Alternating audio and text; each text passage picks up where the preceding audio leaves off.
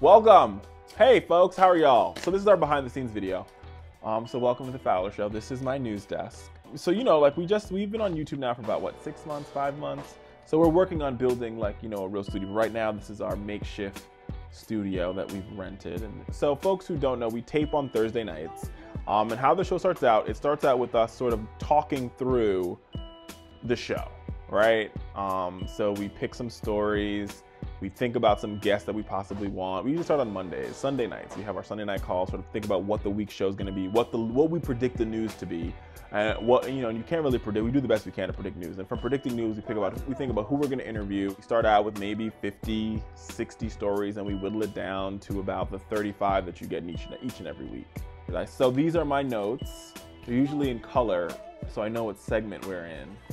There's a lot of cords and cables and wires, and this show's nothing without my great, wonderful producer, Rich Webster, who makes this show possible each and every week. Many of you guys don't know this if you're only watching on the YouTube channel. I mean, you've probably seen me on our Political Maniacs videos, but my name's Rich Webster. I'm the producer of The Richard Fowler Show, and all of the behind-the-scenes stuff that you guys don't end up seeing is what I spend my entire life doing. I'm responsible for putting together the entire Richard Fowler Show, more or less, with Richard. What that looks like for me is a lot of news gathering, so spending time on the internet gathering 50, 100 stories, and then we go together and parse through them and decide what is worthy of being brought to your attention on YouTube.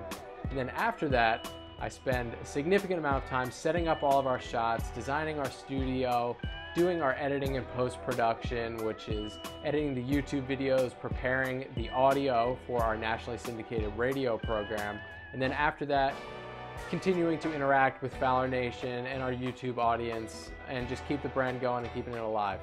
So listen, now for folks who don't know, you can't do this work without,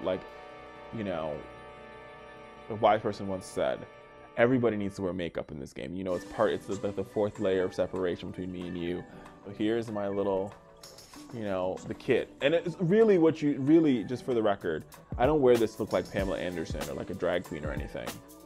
But I wear this just to take the shine off my forehead. So when the light hits it, you don't see the shine. I have my pressed powder, a little bit of stuff under the eyes, and moisturizer. Gotta moisturize, especially in the winter time. Make sure you moisturize. From time to time, we tell breaking news stories, and so right on the other side of my news desk is our big screen TV, so we can see the news. Basically, this is our little piece of paradise. And from time to time, we bring Larry the cat. I don't know where Larry the cat is right now, though. There's Larry the cat, our chaperone. What's up, Larry? I think for us here at the Fowler Show, it's about a lust for the future. A lust for what this show can be, a lust for what Fowler Nation can be. We think if we tell the truth and we continue to support the truth, we can be just as big as any major network, and continue to tell the truth that's yet to be told about the middle class and the working class in this country. So that's why I work so hard, and I think that's the energy that drives me. I could have been one of those individuals left voiceless, and so my passion around this work is to give those individuals a voice, thinking that if you shed light on it, you can work on changing it. And also in this theory that if you can shed light on their situation, you can shed light on them.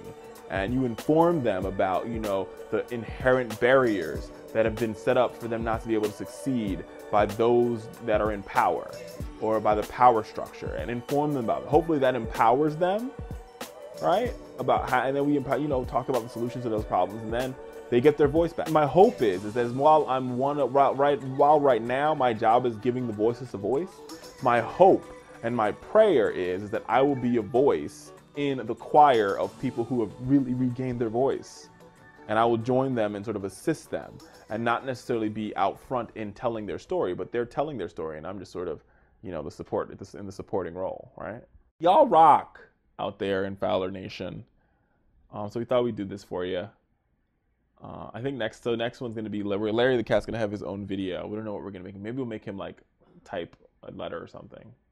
Type a letter. Or play the piano. I don't know, folks. But this is our little castle, which would not be possible without y'all. So thank y'all. Thank y'all. Now y'all come back, you hear?